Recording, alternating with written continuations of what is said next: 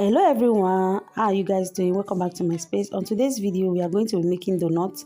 Here I have 4 cups of flour already filtered. You don't want your flours to have lumps, so I have my nutmeg, I have my vanilla flavor, I have my yeast, this is my milk powder and my sugar, this is my baking powder, and here is my butter.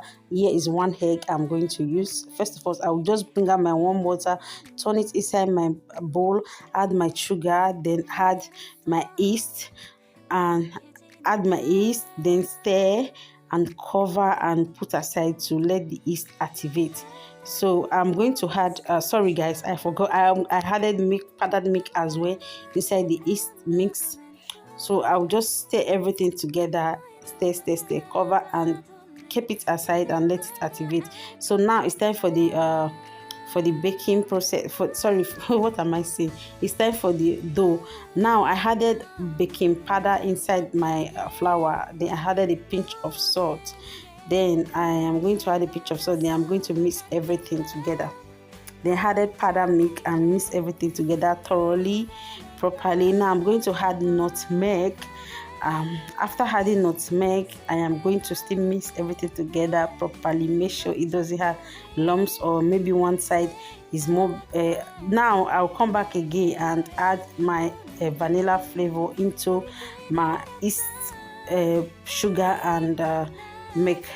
So now I'll come back to the flour again. Then I start mixing and mixing and mixing.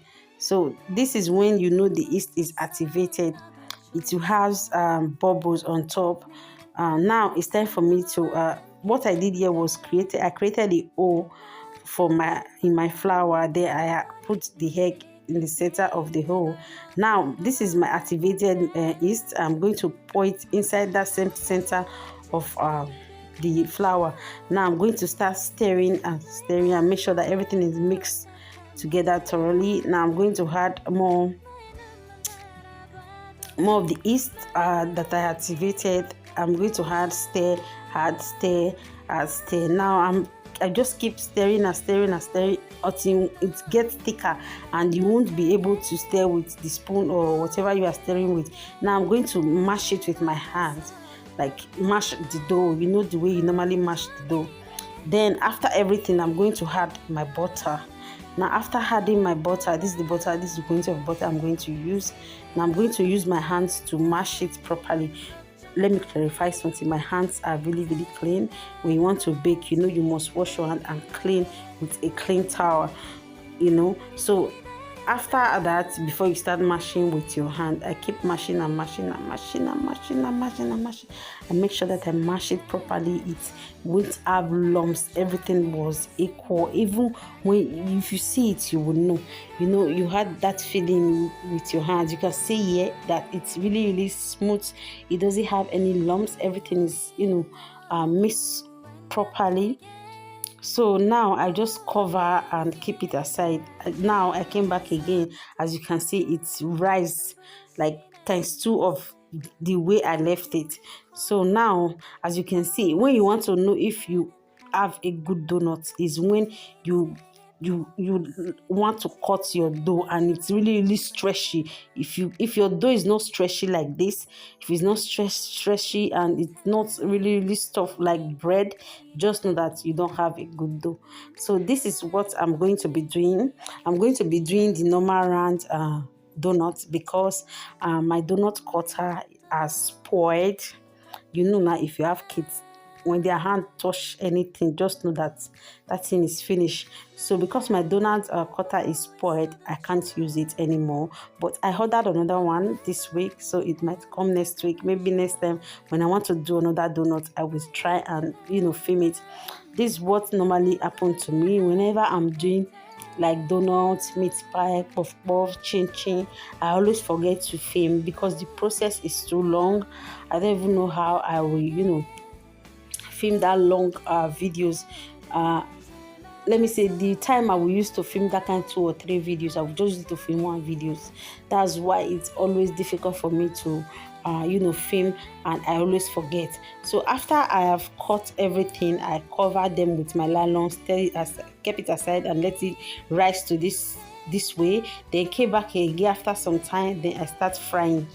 Man, you see, if you want to make donuts for your kids, just know that you don't have to use your gas don't have to be high. I don't know how to explain this. Your gas doesn't have to be really really hot. You have to lower your gas. As you can see, if you lower your gas, that's the only way your donut will be cooked inside. I just try to show you guys inside that donut because it was really hot. It was so hot I couldn't show you. Now as you can see, this particular one inside is really really soft. It's like bread. I don't know how to explain it. If you follow this process, you will get it. And if you have that donut cutter, just know everything is perfect for you. Perfect, so good. So now, because as you can see, if you remember, I packed one batch before. That one batch was finished.